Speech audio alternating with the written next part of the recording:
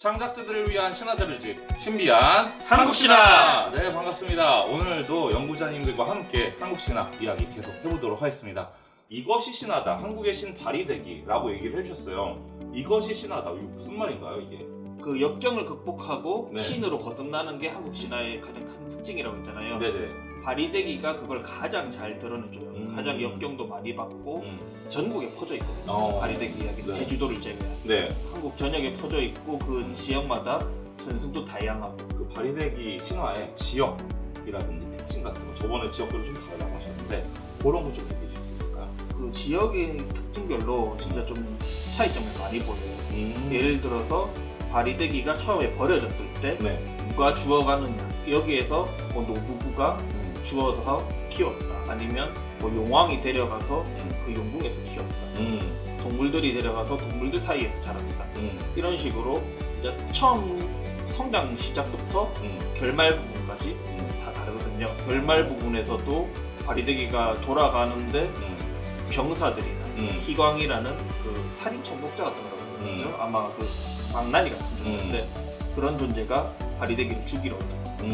아니면 강세미 선생님이 좋아하는 것처럼 전부 다 죽어버리는 그 북한 지역에서. 아하. 그런 식으로 유형도 굉장히 네. 다양하고, 바리대기가 좌정하는 네. 그 신의 직책조차도 지역별로 엄청 다양하게 나타나는 그런 것을 확인할 수 있어요. 뭐 성경처럼 엄청나게 많나요? 한 몇 개 정도가 있고? 아마 100편 넘을 거예요. 오. 일일이 세워보진 않았는데. 네네네네. 되게 신기하네요. 그럼 이 특징 같은 거는 그러면은 이 지역별로 엄청나게 많은 특징이 있다. 크고 작은 차이점이 있다. 아하. 그러면 저희가 바리대기 줄거리 안 들어볼 수가 없는데요. 한번 줄거리 간략하게 얘기해 주실 수 있을까요? 그 옛날에 불나국에 네. 오부대왕이라는 사람이 살았는데 오부대왕. 네. 길대 부인이랑 결혼을 했는데 네. 딸을 7 낳은 거예요. 왕이니까 음. 후사를 이룰 왕자가 필요한데 딸만 낳으니까 화가 나가지고 7째 딸은 보기도 싫다고 갖다 버리려고. 그러니까 길대 네. 부인이 제발 애 이름이라도 지어주고 버리라고 해가지고 애 이름도 버린다는 뜻이 발이라고 지어 철상자에 넣고 바다에 던져버려요. 그런데 이 아이가 보통 아이가 아니었거든요. 신이 주신 아이예요. 어허. 그래서 석가의 도움을 받아서 네. 무사히 땅에 상륙하게 되고 석가의 부름을 받은 아이들, 그 노부부에 의해서 키워집니다. 오부대왕은 신이 내린 아이를 버렸으니까 네. 당연히 벌을 받아서 네. 병이 걸립니다. 저주를 받은 거군요. 병에 걸리는데 어떤 의사가 와도 병을 고칠 수가 없었어요. 이 병은 점쟁이를 불러서 알아보니까 그 버렸던 바리대기 공주만이 저승에 가서 약초를 구해와야 구할 수 있다. 그래서 그 아이를 찾아요. 신하들이 보내요. 네네. 어떻게든 찾아가지고 바리대기를 데려와서 잘못을 빌고 네. 그 부탁을 해요. 그 부탁 들어주나요? 저승에서. 네. 부모님이 자기 부르는데. 바리대기가 너무 착해서 아이고 어떡해. 자기를 버렸지만 낳아주신 부모님의 은혜가 있다면서 네. 자기가 약초를 구하러 가겠다고 저승으로 떠나요. 그래서 이제 저승으로 떠나면서 길 가는 길에 뭐 마고 할머니라든가 네. 바둑을 두고 있는 석가들을 만나서 네. 뭐 아이템이나 도구 같은 것들을 받게 돼요. 이제 지옥에 다다르는데 지옥에 도착하니까 커다란 철로 만든 성이 있는 거예요. 그 안에 죄인들이 갇혀가지고 고통을 받고 있는 거예요. 그 신들한테 받았던 도구가 있죠. 네. 삼색꽃을 흔드니까 네. 그 철성이 무너지면서 네. 그 안에 잡혀있던 영혼들이 다 풀려나서 네. 자신들의 그 명복을 빌려달라고 부탁을 하고 바리대기는 그 명복을 빌어주고 이제 계속 길을 떠나게 돼요. 그래서 약수를 지키고 있다고 하는 무장승이라는 존재를 만나게 되는데 네네. 그 무장승이 약수를 가져가고 싶으면 물값이랑 길값 그런 걸 다 해서 불떼기 3년, 네. 나무떼기 3년, 물깃기 3년, 총 9년 동안 일을 해라 라고 명령을 해요. 약간 시련을 주는 거군요. 네. 네. 그리고 바리대기는 그렇게 하겠다 하고 네. 그 일을 9년 동안 다 해요. 어이구. 그런데 무장승이 9년 뒤에 행색을 보니까 네. 여자가 틀림없다면서 자신과 결혼을 해서 자식 셋을 낳아달라고. 얘가 원래 남장을 했었거든요. 네, 그것도 거절하지 않고 부모님을 보여야 되는 일이라서 승낙하여서 결혼을 해서 자식까지 낳았어요. 이제 결혼을 하고 이제 바리대기에게 약수를 주겠다고 약수터로 향해요. 근데 약수터로 향하는 길에 막 꽃들이 피어있어요. 그래서 뭐 이 꽃은 피사리 꽃이래도 죽은 사람한테 건들면 피가 다시 돌고, 이 꽃은 뼈살이 고질해서 죽은 사람 들면 막 뼈가 다시 붙고 뭐 이런다고 이야기를 해주는데 바리대기가 그걸 듣고 아 그렇구나 하면서 하나씩 꺾었고 쭉쭉. 그렇게 해서 이제 약수를 받아서 네. 이제 떠나려고 하는데 무장승이 못 헤어지겠다. 나는 끝까지 당신과 함께 가겠다. 네. 해가지고 같이 돌아가요. 아 같이 아이들을 가야 갖고. 아 그래 같이 가야지. 네, 그렇죠. 근데 경상도 지역에 네. 동수자라고 무장승이랑 똑같은 애였는데 네. 걔는 자식 놓자마자 바로 버리고 갑니다. 아 거기에서 다른 판본에서는 네. 이 버리고 간 데도 있다. 네. 그렇게 해서 이제 약수를 가지고 귀환했는데 네. 아버지가 이미 돌아가셔가지고 상여가 너무 그런데 그때 꽃을 주워왔잖아요. 네네네. 그 꽃으로 아버지를 되살리고 그 아버지 입안에 약수를 부었더니 네. 아버지가 딱 눈을 뜨고 살아. 그래서 네가 정말로 효녀고 정말로 내 딸이다. 그래서 너에게 네가 해달라면 다 해주겠다. 네. 나라를 주겠다면 나라를 주고 돈을 내라면 돈을 주겠다 이렇게 했는데 네. 바리대기 그걸 전부 다 거절하고 네. 자기는 불효녀. 어이구 왜 불러줘요? 이렇게까지 했는데. 부모님에게 네. 말하지 않고 결혼을 해. 네. 무장승을 이제 소개시켜줘. 어. 근데 왕은 오히려 좋아하는 거예요. 자식 셋, 아들 셋이 있었어. 네. 아. 끝까지 아들을 몰라. 끝까지 아들을 못 잊고. 바리대기는 자기는 저승에서 지옥에 가보니까 고통받는 사람이 너무 많았다. 나는 그들의 영혼을 달래주는 네. 그 신이 되고 싶다. 그래서 바리대기는 저승의 이제 영혼들의 넋을 달래주는 신이 되었다. 하는 것이 와. 바리대기의 이야기입니다. 효녀로 평생 살고 나중에는 위로까지. 네. 그러면은 저희가 이 신화를 가지고 한번 좀 질문을 해보고 싶은데 어떠셨나요? 바리대기 신화를 가지고 또 질문을 할 수가 있을까요? 저 같은 경우에는 네. 이 바리대기의 유형 네. 이런 것들이 굉장히 다양하다고 생각해요. 네네. 그래서 그런 부분에 좀 꽂혀가지고 이런 것이 차이가 나서 재밌고 이런 도구가 나오는 게 흥미롭고 그렇게 해서 엄청 재밌게 좀 봤었던 그 내용보다는 그 하나하나의 그런 요소들에 큰 매력을 느꼈던 다양한 아이템들이 있을 텐데 어떤 아이템들이 있을까? 여기 사용. 네. 그 여러 가지가 있는데 대표적인 건 몇 가지 이야기하자면 네. 불라국에서 바리대기에게 먼길 가야 된다고 준 지팡이가 있어요. 그 지팡이랑 강철 신발이 있는데 그걸로 이제 지팡이를 집으면 한 발 나아가면 한 걸음에 천리씩 나요. 그리고 마고 할미에게 꽃을 받거든요. 네네. 삼색꽃일 경우도 있고 한송이 꽃들이 있는데 그 꽃으로 이제 저승으로 건너가는 역할을 할 때 쓰기도 하고 네. 그 꽃을 흔드니까 낭화라고 합니다. 낭화를 흔들면서 아까 이야기했던 것처럼 강철성의 문옥들 그렇게 하는데 낭화는 한국 고전 소설의 다른 작품에서 나왔거든요. 아하. 거기에서도 그냥 흔들기만 하면 앞에 있던 모든 적대적인 존재나 그런 것들을 다 소멸해버리는 아주 강력한 도망가. 낭화가 떨어진 꽃인가요?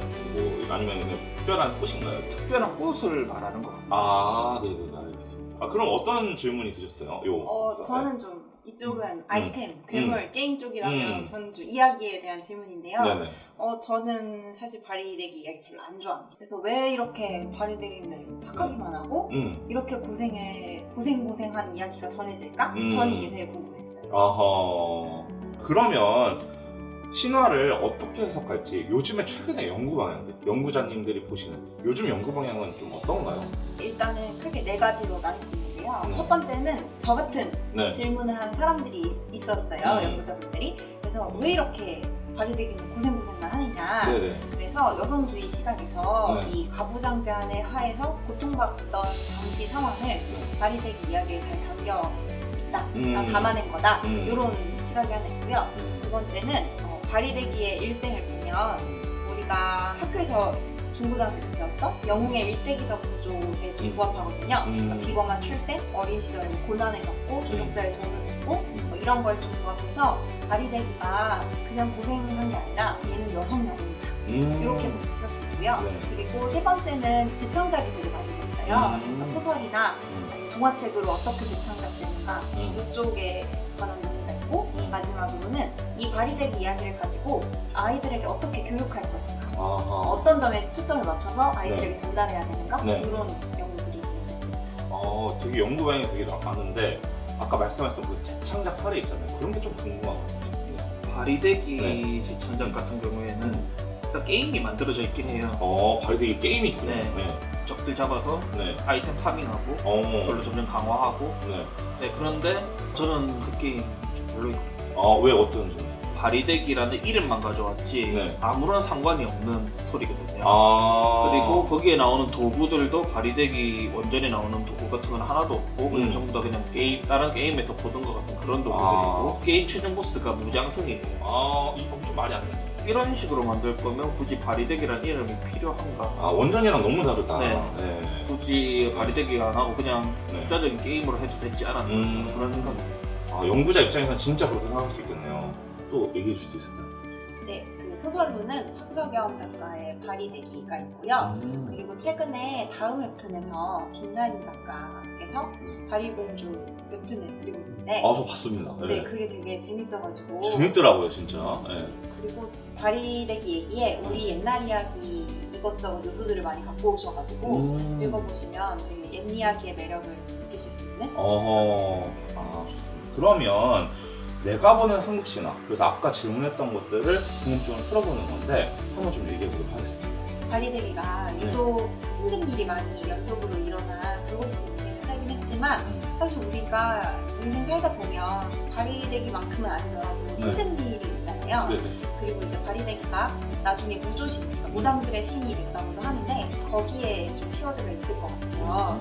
이제 무당이 되는 분들이 들어보면 진짜 눈물겨운 사연들이 너무 많거든요. 그러니까 그런 분들이 내가 진짜 인생 살기 너무 힘든데 그래도 바리대기가 나를 보살펴 주니까 그래 살 수 있다 이런 희망을 가지고 좀 하루하루 살아가시는 그런 거거든요. 엄청나게 또 긍정적이네요, 되게. 네, 그래서 네. 바리대기는 네. 현대판 힐러라고 생각하시면 될 것 같고요. 무당분을 만나서 이 얘기를 물어본 적이 있었거든요. 네. 저는 바리대기 이야기, 바리대기가 너무 억울할 것 같다. 네. 왜 그렇게 해야 되지? 네. 라고 했는데 그분 대답이 그거였어요. 바리대기는 억울해하지 않았을 거다. 바리대기는 억울한 걸 몰랐으니까 그렇게 행동할 수 있었을 거다. 그 정원님도 기독교라고 하셨는데 예. 거기에서도 보면 많은 순교자들이 네네. 그 예수님에 대한 믿음을 위해서 뭐 사자굴에도 들어가고 그러니까요. 뭐 그런 식으로 희생을 하잖아요. 그럴 수 있겠다. 뭔가 엄청나게 숭고한 가치가, 자신만의 가치가 있어서 그걸 지켜내려고 노력하는. 바리대기에 대해서는 이야기를 이렇게 막 많이 깊게 나눌 그럴 만한 그 장이 없었거든요. 네네. 그래서 이야기를 나눌 수 있어서 재밌었어요.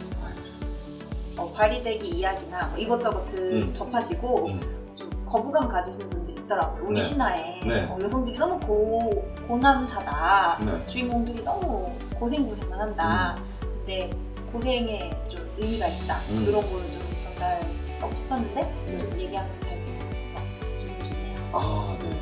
신화에 대한 궁금증 여러분 알고 싶다면 저희 에픽로그 이메일로 한번 좀 궁금증을 보내주시기 바랍니다. 그러면은 여기 있는 연구자분들이 시원하게 풀어주실 수 있을 겁니다. 아마도. 네. 그러면 오늘 신비한 한국 신화 여기서 마무리하도록 하겠습니다. 창작자들을 위한 신화 자료집 신비한 한국 신화. 다음에 봬요. 안녕.